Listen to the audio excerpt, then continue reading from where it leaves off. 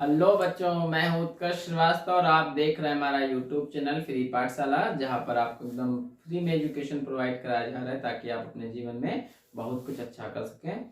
आज का हमारा जो टॉपिक है वो sexual reproduction in flowering plant है, जो क्लास 12th का सेकेंड चैप्टर है और बहुत ही इंपॉर्टेंट चैप्टर होने वाला है आपके एग्जाम के पॉइंट ऑफ व्यू से। तो आइए स्टार्ट करते हैं sexual reproduction in flowering plant. First of all आप चैप्टर का नाम लिख लीजिए, sexual reproduction sexual reproduction in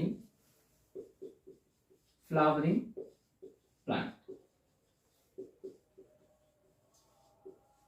Hindi में हम कह सकते हैं पुष्पी पादपों में लैंगिक जनन।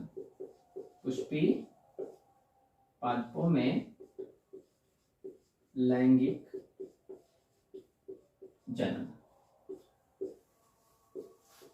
हमको पुष्पी पादपों में लैंगिक जनन पढ़ना है। अब लैंगिक जनन है तो कहीं ना कहीं सबसे पहले हमको जानने की जरूरत है कि जनन क्या होता है बच्चों, रिप्रोडक्शन। फर्स्ट ऑफ ऑल हमको ये पता होना चाहिए कि जनन क्या है, रिप्रोडक्शन क्या है या प्रजनन कैसे होता है। तो जनन एक प्रक्रिया है जिसमें कोई भी जीवधारी अपने समान संतान उत्पन्न करता है, या हम ये कह दें कि अपने समान संतान उत्पन्न करने की क्षमता, अपने समान संतान उत्पन्न करने की क्षमता जनन कहलाती है। अपने समान संतान उत्पन्न करने की क्षमता को जनन कहते हैं। ठीक है, क्षमता को जनन कहते हैं। क्लियर? तो सबसे पहले अगर हमको ये पता होगा कि जनन क्या है, फिर आगे क्या जो कहानी है वो थोड़ा सा आसान हो जाएगी आप सभी के लिए। तो अपने समान संतान उत्पन्न करने की क्षमता को जनन कहते हैं। जनन कई प्रकार से होते हैं, एसेक्सुअल रिप्रोडक्शन होता है, वेजिटेटिव रिप्रोडक्शन होता है और लैंगिक जनन होता है। अब पौधे किस प्रकार से जनन करते हैं इसको हमको सीखना है इस चैप्टर में, sexual reproduction in flowering plant में। तो कहीं ना कहीं लैंगिक जनन की जब बात आ गई तो दिमाग में एक चीज जरूर आती है कि भैया दो लोगों का होना जरूरी है, या हम ये कह दें दो लिंग, अलग अलग दो लिंगों का होना जरूरी है। ठीक है, तो सबसे पहले इसमें हम बात करेंगे पौधे का जनन अंग क्या है। पौधों का जनन अंग क्या है? पौधों का जनन अंग या रिप्रोडक्टिव ऑर्गन। तो पौधों का जनन अंग अगर आपसे कोई बात करे तो क्या होता है भाई? फ्लावर। क्या होता है? फ्लावर होता है, फ्लावर, पुष्प। ठीक है, तो पुष्प क्या है? पुष्प sex organ of the plant, या flower is the sex organ of the plant. ठीक है, तो फ्लावर की अगर हम बात करें कि फ्लावर में क्या होता है सर, अब क्योंकि जब लैंगिक जनन की बात है तो कहीं ना कहीं समझ में बात ये आनी चाहिए कि एक नर होगा एक मादा होगा। जिस प्रकार से ह्यूमंस बीइंग में अगर सेक्सुअल रिप्रोडक्शन होता है तो एक नर होता है एक मादा होता है। ठीक है, तो पुष्प भी एक नर होगा और एक मादा होगा। ठीक है, या हम ये कह दें कि पुष्प में दो जनन अंग होंगे, एक नर होगा और एक मादा जनन अंग होगा। ठीक है, तो अगर नर जनन अंग या नर जननांग और मादा जननांग, नर जननांग और मादा जननांग एक ही पुष्प पर हो,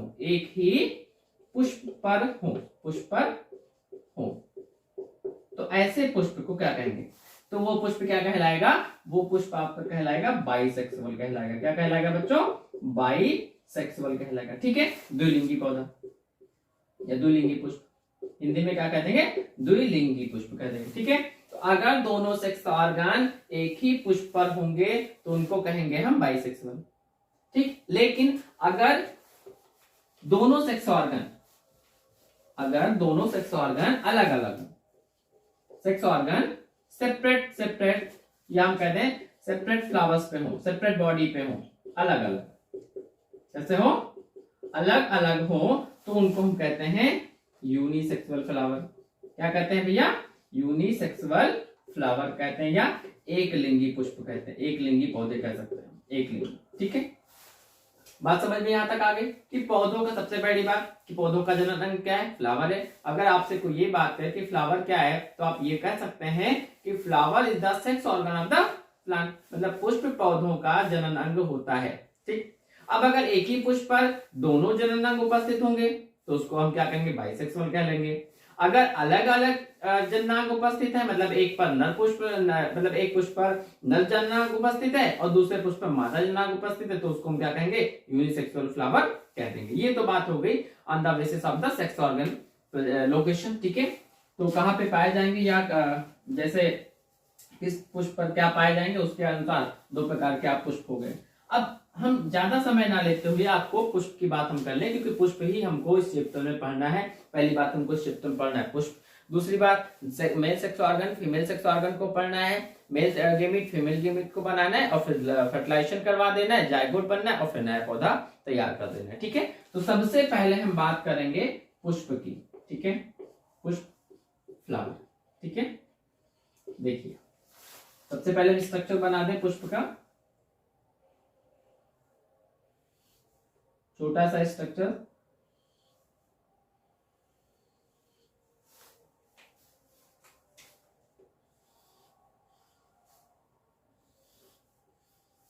ठीक है, ये देखिए, ये ब्लैक कलर से जो देख रहे हैं आप, ये है आपका female sex organ, female reproductive part है, ये फीमेल सेक्स ऑर्गन है, जिसको क्या कहते हैं हम लोग, जिसका नाम है गाइनोसियम। गाइनोसियम हिंदी में कहते हैं जायान। क्या कहते हैं बच्चों, जायान कहते हैं। This are female sex organ. ठीक, ये जो रेड कलर का आप देख रहे हैं, ये आपका क्या है, ये है male sex organ, male sex organ है। ठीक है, जिसको कहते हैं एंड्रोसियम। क्या कहते हैं भैया, एंड्रोसियम कहते हैं। ठीक है, हिंदी में पुमंग कहते हैं, पुमंग कहते हैं।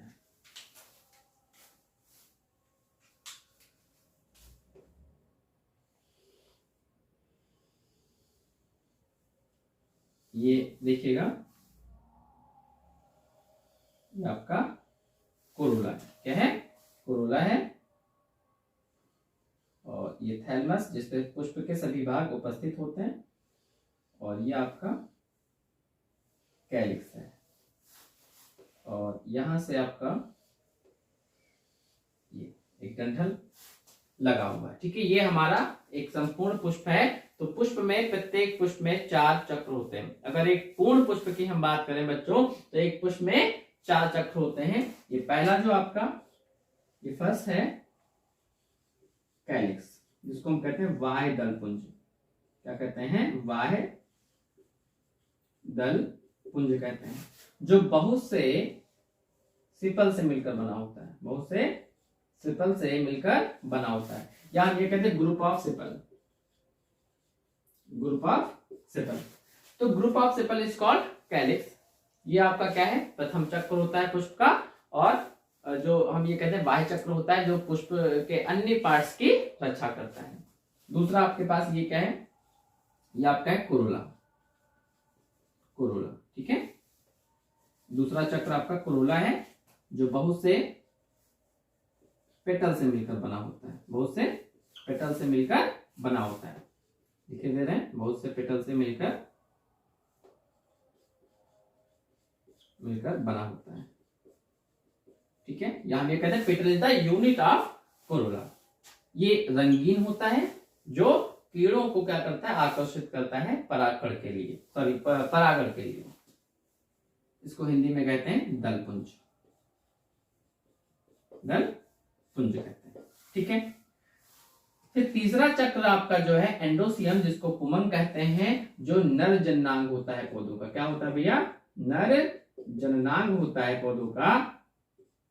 और ये बहुत से स्टेमन से मिलकर बना होता है, बहुत से पुंकेसर से मिलकर बना होता है स्टेमन। स्टेमन इज द यूनिट ऑफ एंडोसियम। मतलब अगर एक स्टेमन होगा तो भी हमारा नर जननांग होगा, एक से ज्यादा स्टेमन होंगे तो भी हमारा नर जननांग होगा। इसी स्टेमन में परागकण विकसित होंगे, जो आगे चल के परागण की क्रिया को संपन्न करेंगे। फिर फोर्थ आपका जो चौथा चक्र है, यह है गाइनोसियम।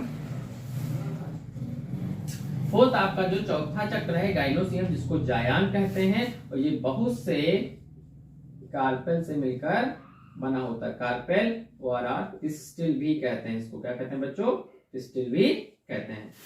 ठीक, तो इस प्रकार हम ये कह सकते हैं, बहुत जायान जो है बहुत सारे कार्पेल से मिलकर बना है, पिस्टल से मिलकर बना है। अगर एक कार्पेल होगा तो भी हम जायांग रिकॉग्नाइज करेंगे, अगर एक से ज्यादा होगा तो भी हम जायांग ही कहेंगे। ठीक है, अब on the basis of the number of carpel, अब कार्पेल की संख्या के आधार पे कई सारे टर्म्स मिलेंगे हमको। जैसे अगर एक कार्पेल होगा, अगर एक कार्पेल होगा, कार्पेल की संख्या एक होगी तो उसको कहेंगे हम मोनोकार्पेलरी।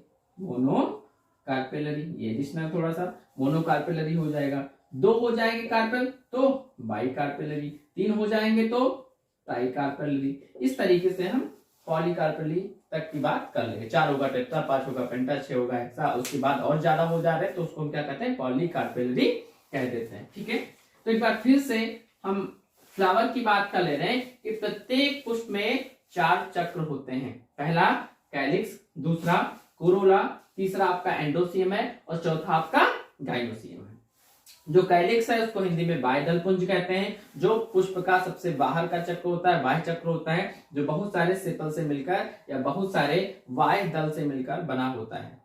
ठीक है, जो अन्य जननांगों की रक्षा करता है। दूसरा जो है आपका वो कोरोला है, दल पुंज जिसको हिंदी में कहते हैं, जो बहुत से पेटल से मिलकर बना होता है। ये रंगीन होता है, जो कीड़ों को आकर्षित करता है या अन्य पॉलिनेशन के साधनों को आकर्षित करता है, ताकि कीड़े या कोई भी व्यक्ति, मनुष्य या वो क्या हो, आकर्षित हो पुष्प की तरफ और इसके परागकण निकल कर क्या कहते हैं, दूसरे को परागण या दूसरे पुष्प को परागित कर सके। ठीक है, तीसरा चक्र आपका जो है वो एंडोसियम है, जो नर जननांग है, मेल सेक्स ऑर्गन होता है पुष्प का, जो बहुत से स्टेमन से मिलकर बना होता है। स्टेमन को हिंदी में कहते हैं पुंकेसर। क्या कहते हैं भैया, पुंकेसर कहते हैं। इसी पुंकेसर में आपके परागकण होते हैं। तो बहुत सारे स्टेमन से मिलकर हमारा एंडोसियम बना होता है, जो तीसरा चक्र होता है, जो फर्टाइल होता है। और चौथा चक्र आपका है फीमेल सेक्स ऑर्गन, जिसको गाइनोसियम कहते हैं, जायान कहते हैं, जो बहुत से कार्पेल से मिलकर बना होता है। अगर एक कार्पेल होता है मोनोकार्पेल, दो होते हैं बाई, तीन ट्राई, चार टेट्रा,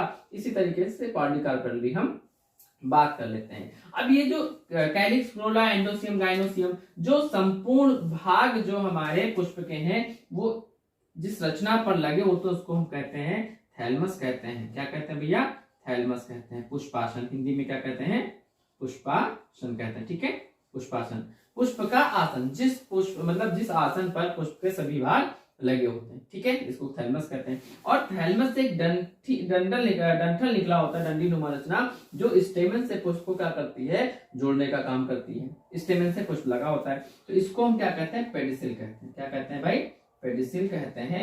हिंदी में कहते हैं पुष्प व्रंत कहते हैं। क्या कहते हैं, पुष्प व्रंत कहते हैं।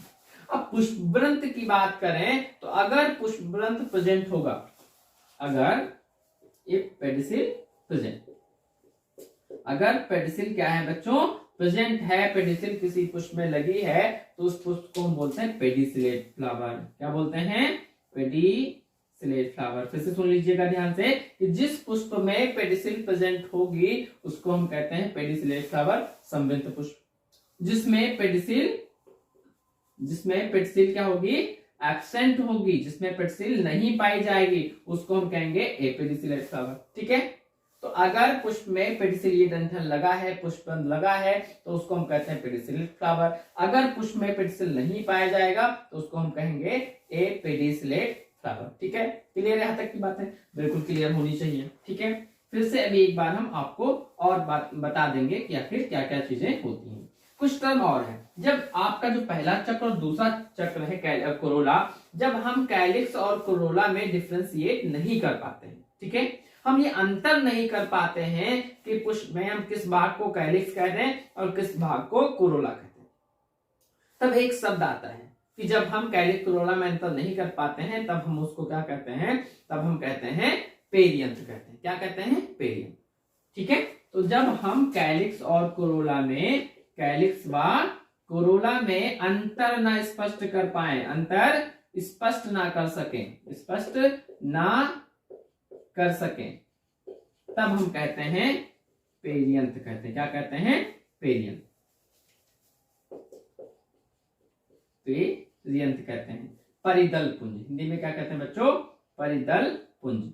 जगह कम है थोड़ा सा, इसी पे लिखे दे रहे हैं, परिदल पुंज कहते हैं। और परिदल पुंज हमारा जो है बहुत से टेपल से मिलकर बना होता है, जिसको हिंदी में कहते हैं परिदल। ठीक है, तो जब कैलिक्स और कोरोला में विभेद नहीं कर पाते हैं, अंतर स्पष्ट नहीं कर पाते हैं, उस अवस्था को कहते हैं पेरियंथ कहते हैं, परिदल पुंज कहते हैं, जो बहुत सारे टेपल से मिलकर बना होता है या परिदल से मिलकर बना होता है।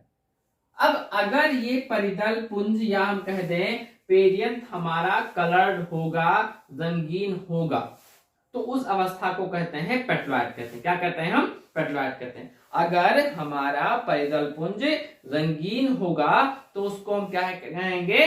पेट्रॉइड कहेंगे। परंतु यदि परिदल पुंज रंगहीन है, यदि परिदल पुंज हमारा रंगहीन है तो उसको हम कहते हैं सेफलॉइड, क्योंकि पेटल ही आपका कलर्ड होता है, सेपल कलर्ड नहीं होता है। ठीक है, तो अगर परिदल पुंज हमारा कलर्ड है, नोट कर लीजिएगा कि अगर परिदल पुंज हमारा कलर्ड है तो उस अवस्था को हम क्या कहते हैं? पेट्रॉइड फ्लावर कहते हैं। अगर परिदल पुंज मतलब पेरियंथ आपका कलरलेस है तो उस पुष्प को हम क्या कहेंगे? सेप्लॉइड कहेंगे। क्लियर यहां तक की बात है? तो फिर से एक बार हम बात कर लें कि पुष्प में प्रत्येक कंप्लीट फ्लावर में, एक पूर्ण पुष्प में 4 चक्र होते हैं।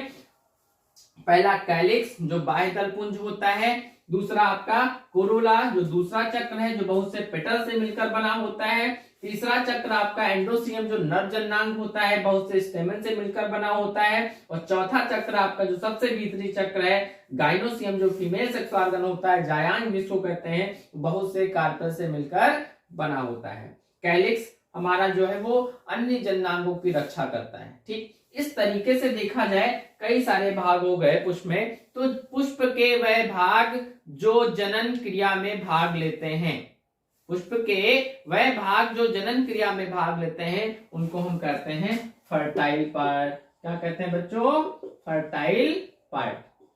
ठीक, अब आपको बताना है कौन कौन से भाग फर्टाइल हैं। तो भैया तीसरा चक्र और चौथा चक्र, तीसरा चक्र और चौथा चक्र अगर हम बात करें मतलब एंडोसियम और गाइनोसियम, ये आपके फर्टाइल पार्ट होंगे पुष्प के। बाकी आपका कैलिक्स और कोरोला है, पिट्सिल है, थैलमस है, ये सभी कैसे हैं? ये सभी आपके स्टेराइल पार्ट हैं। तो ये बात हमारी पुष्प की हो गई, और पुष्प से रिलेटेड कोई भी बात इसमें हमने छोड़ी नहीं है। तो एक पुष्प की ये रचना थी जिसको हमने आपको बाय हेडिंग डिफाइन कर दिया। ठीक है, तो आज का टॉपिक खत्म करते हैं। धन्यवाद।